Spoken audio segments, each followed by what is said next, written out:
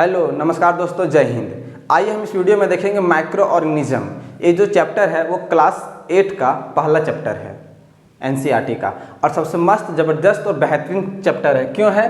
क्योंकि इससे बहुत ज़्यादा कन्फ्यूजन स्टूडेंट को हो जाता है। क्यों हो जाता है? बेसिक उसको समझ में नहीं आता है, तो आगे जाके बार बार कन्फ्यूजन होता है, कौन वायरस है, कौन प्रोटोजोआ है ना, ये परजीवी कौन है, वायरस कौन है, विषाणु कौन है, जीवाणु कौन है, बहुत ज़्यादा लेंथी और कन्फ्यूजन होता है। तो आज हम इसमें बहुत ही सरल भाषा में डिस्कस करेंगे माइक्रो ऑर्गेनिज्म फ्रेंड एंड फो। एक फ्रेंड एंड फो का मतलब क्या है? दोस्त भी है। माइक्रो ऑर्गेनिज्म का मतलब सूक्ष्म जीव। सूक्ष्म जीव क्या है? हमारे लिए दोस्त भी और दुश्मन भी है, मतलब हमारे लिए फ़ायदेमंद भी है और कुछ हार्मफुल भी है। तो वो फ़ायदेमंद के बारे में डिस्कस करेंगे और हमारे लिए जो हार्मफुल है उसके बारे में डिस्कस करेंगे। तो देखिए, माइक्रो ऑर्गेनिज्म, इसी को ना माइक्रोब्स भी कहते हैं। अरे एक का दो नाम मतलब नाम हो सकता है ना। मोहन का नाम टिंकू भी हो सकता है, टिंकू का नाम चिंटू भी हो सकता है। तो देखिए, माइक्रो ऑर्गेनिज्म का ही दूसरा नाम क्या है? माइक्रोब्स, ठीक है ना। अल्सो माइक्रो ऑर्गेनिज्म और माइक्रोब्स, तो हम माइक्रो ऑर्गेनिज्म ना लिख करके माइक्रोब्स लिखेंगे। अब देखिए, इसका जो अध्ययन होता है, स्टडी है ना, इसका जो स्टडी होता है, इसका जो स्टडी होता है उसे क्या बोलते हैं? Micro biology. और जो स्टडी करता है उसको बोलते हैं माइक्रो बायोलॉजिस्ट। Micro biologist. अब एक बात आपको याद रखना होगा, जो माइक्रोब्स होता है मतलब माइक्रो ऑर्गेनिज्म को ही यहाँ पे माइक्रोब्स हम कहेंगे, ठीक है ना, क्योंकि दोनों सेम चीज़ है। जो माइक्रोब्स होता है वो यूनिसेलुलर भी हो सकता है और मल्टी सेलुलर भी हो सकता है, याद रखिएगा। यूनिसेलुलर और मल्टी सेलुलर भी हो सकता है, ठीक है ना। हम एग्जाम्पल देंगे आपको कि मल्टी सेलुलर कौन है और यूनिसेलुलर कौन है आगे, ठीक है ना। माइक्रोब्स जो होता है not seen bye naked eye, ये क्या है? माइक्रोस्कोप।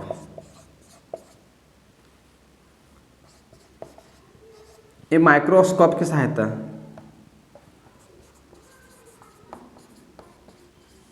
है ना, माइक्रोस्कोप की सहायता से इसको हम देख सकते हैं। और जो माइक्रो ऑर्गेनिज्म होता है बहुत ही छोटा जीव होता है, स्मॉलेस्ट, और बहुत ही छोटा जीव, स्मॉलेस्ट है ना, स्मॉलेस्ट। माइक्रो ऑर्गेनिज्म का इस्तेमाल हम लोग कहाँ करते हैं, है ना? शराब बनाने में, यूज्ड इन, ये जल्दी समझ में आता है, अल्कोहल है ना, अल्कोहल हो गया, मेडिसिन हो गया, एग्रीकल्चर हो गया। देखिए, कृषि में भी हम इसका इस्तेमाल करते हैं। कहाँ करते हैं वो हम देखेंगे, ठीक है ना। बहुत सारा क्षेत्र में है, फूड में हो गया, है ना, alcohol, medicine, agriculture, food etcetera, ठीक है ना। बहुत सारा जगह इसका इस्तेमाल है, ठीक है ना। तो चलिए, हम सबसे पहले जो माइक्रो ऑर्गेनिज्म होता है वो 5 प्रकार के डिवाइड किया गया है। माइक्रो ऑर्गेनिज्म को 5 प्रकार का डिवाइड किया गया है कैटेगरी।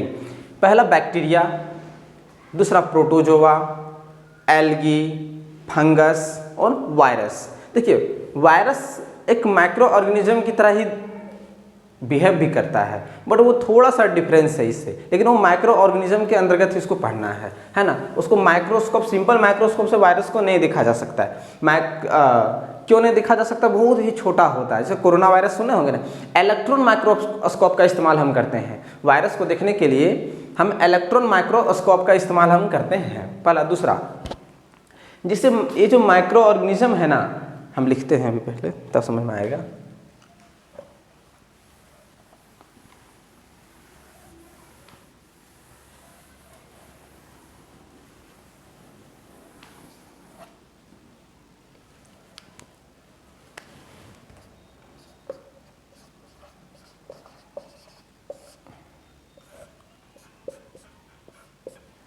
देखिए बैक्टीरिया सुने होंगे आप लोग, प्रोटोजोआ, एल्गी, फंगस,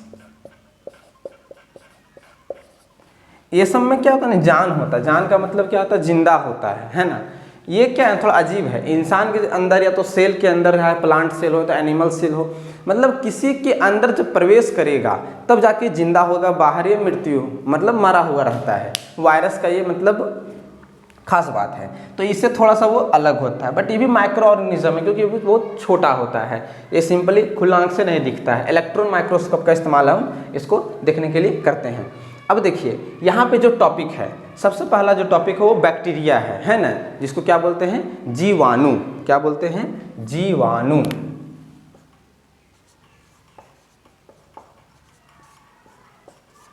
ठीक है,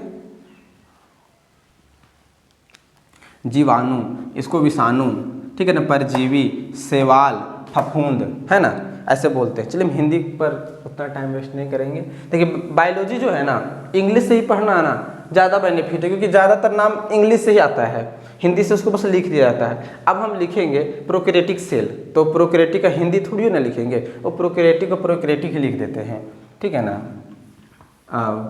चलिए सबसे पहले अब हम डिस्कस करेंगे बैक्टीरिया के बारे में। तो यहाँ तक समझ में आ गया कि माइक्रो ऑर्गेनिज्म क्या होता है। छोटे छोटे जो जीव होते हैं, चाहे वो बैक्टीरिया हो, चाहे वायरस हो, चाहे फंगस हो, है ना, एल्गी हो, चाहे वो प्रोटोजोआ हो, ये सब क्या है, माइक्रो ऑर्गेनिज्म है। अब माइक्रो ऑर्गेनिज्म का स्टडी क्या कहलाता है, माइक्रोबायोलॉजी। जो स्टडी करता है माइक्रोबायोलॉजिस्ट कहता है, ठीक है ना।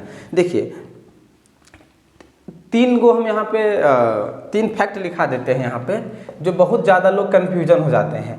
आगे तो आएगा ही, पहले हम लिखा देते हैं, ठीक है ना। देखिए आप लोग हमेशा एक साइंटिस्ट का नाम सुने होंगे, लुईस पास्चर, है ना। जो लुईस पास्चर हैं, ये लुईस पास्चर आप लोग नाम सुने होंगे। लुईस पास्चर ये फर्मेंटेशन का खोज किए थे।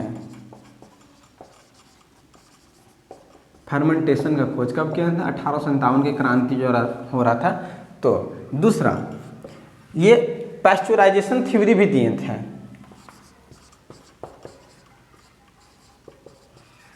पास्चुराइजेशन, पास्चुराइजेशन मतलब दूध को पास्चुराइज कर देते हैं ना, ताकि वो खराब ना हो। दूध को क्या करते हैं, पास्चुराइजेशन कर देते हैं, ठीक है ना। अब ये पास्चुराइजेशन जो होता है वो 70 डिग्री सेल्सियस पे होता है। 15 से 30 सेकेंड तक इसको बॉयल करते हैं। 15 से 30 सेकेंड के अंदर इसको बॉयल करके सडनली ठंडा करके उसको पैक कर देते हैं, ताकि वो खराब ना हो। देखिए लुईस पास्चर। दूसरा, अलेक्जेंडर फ्लेमिंग। देखिए जो अलेक्जेंडर फ्लेमिंग थे, है ना, एक और साइंटिस्ट आएंगे। अलेक्जेंडर फ्लेमिंग क्या किए थे, पेनिसिलिन का खोज किए थे। पेनिसिलिन, पेनिसिलिन एक क्या है, एंटीबायोटिक है। क्या है ये, एंटीबायोटिक, है ना, एंटीबायोटिक है ये। पेनिसिलिन का इस्तेमाल एंटीबायोटिक दवा बनाने में इस्तेमाल करते हैं। एडवर्ड जेनर, एडवर्ड ये वैक्सीन का खोज किए थे। वैक्सीन का स्मॉल पॉक्स, ठीक है ना। स्मॉल पॉक्स जो वैक्सीन है, मतलब सॉरी स्मॉल पॉक्स वाला जो वैक्सीन है उसका खोज किए थे एडवर्ड जेनर ने। कब किए थे, तो 1798 में, 1798 में, ठीक है ना, एडवर्ड जेनर ने। चलिए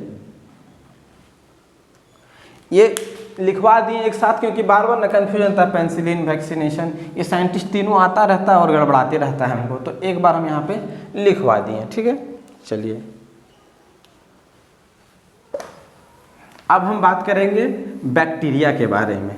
आज हम थोड़ा बैक्टीरिया के बारे में डिस्कस कर लेंगे, ठीक है ना।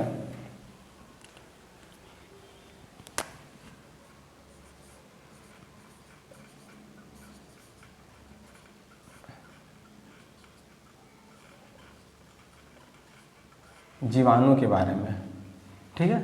जीवाणु, जो बैक्टीरिया होता है वो साइज में क्या होता है, बहुत ज़्यादा छोटा होता है और सिंगल सेल्ड होता है। सिंगल सेल को यूनिसेलुलर कहते हैं। बैक्टीरिया क्या है, सिंगल सेल्ड, कहने मतलब है unicellular, smallest and oldest organism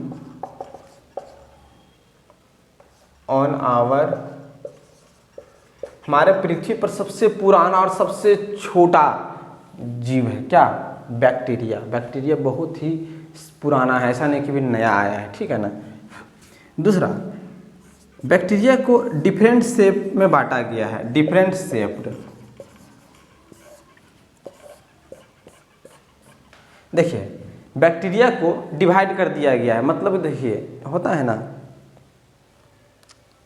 जब मार्केट में सेब लेने जाते हैं तो सारा सेब ही है, बट क्या है ये 80 रुपये किलो, ये 90 रुपये किलो, ये 150, 200, क्यों?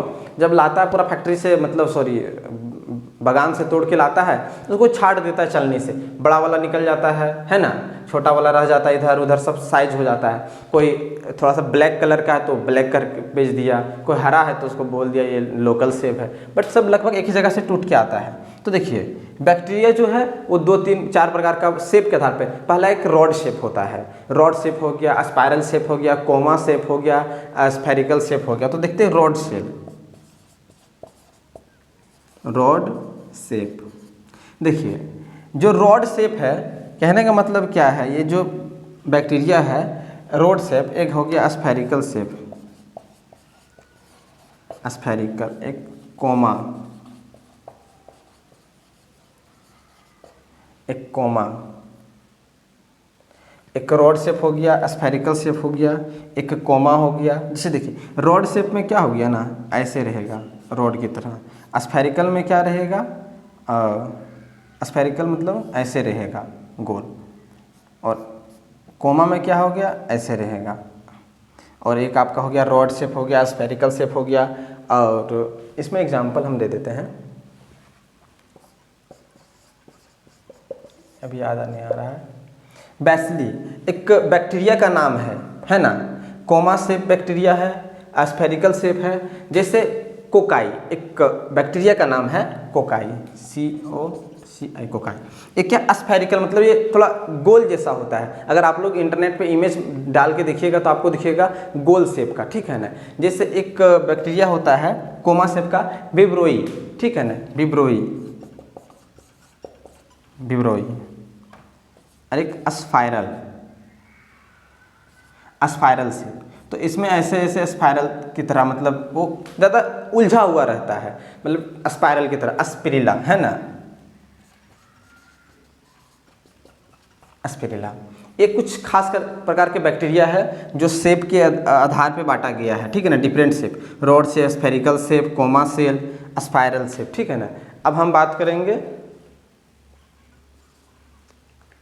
नेक्स्ट, रिस्पिरेटरी के आधार पर बैक्टीरिया को 2 भाग में बांटा गया है। मतलब जैसे रिस्पिरेटरी ये क्या होता है, देखिए कुछ बैक्टीरिया को जिंदा रहने के लिए ऑक्सीजन का ज़रूरत होता है, और कुछ बैक्टीरिया को मतलब जिंदा नहीं रहने के लिए ऑक्सीजन का ज़रूरत नहीं होता है। तो उसके आधार पे on the basis of respiratory pattern, देखिए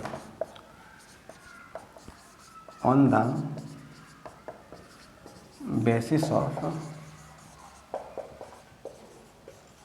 रिस्पिरेटरी पैटर्न 2 भाग में बांट दिया गया है। पहला एरोबिक, जिसमें ऑक्सीजन नीड टू सरवाइव। दूसरा anaerobic, oxygen no need to survive. कहने मतलब है कुछ बैक्टीरिया को ऑक्सीजन नहीं ज़रूरत होता है, अब किसी को ज़रूरत होता है जिंदा रहने के लिए, तो इसके आधार पे एरोबिक और एनएरोबिक। अब हम दूसरा जो टॉपिक है उसको डिस्कस करेंगे प्रोटोजोआ। तो नेक्स्ट वीडियो में प्रोटोजोआ, फंगस, एल्गी और वायरस को हम डिस्कस करेंगे। अगर इसमें कोई डाउट है कि यहाँ तक माइक्रो ऑर्गेनिज्म को समझने में कोई डाउट है तो बताइएगा कि हाँ अभी भी इसमें कोई डाउट है, ठीक है ना। तो हम फिर से इसको बोलिएगा तो रिकॉर्ड करके हम डाल देंगे। तब तक के लिए जय हिंद।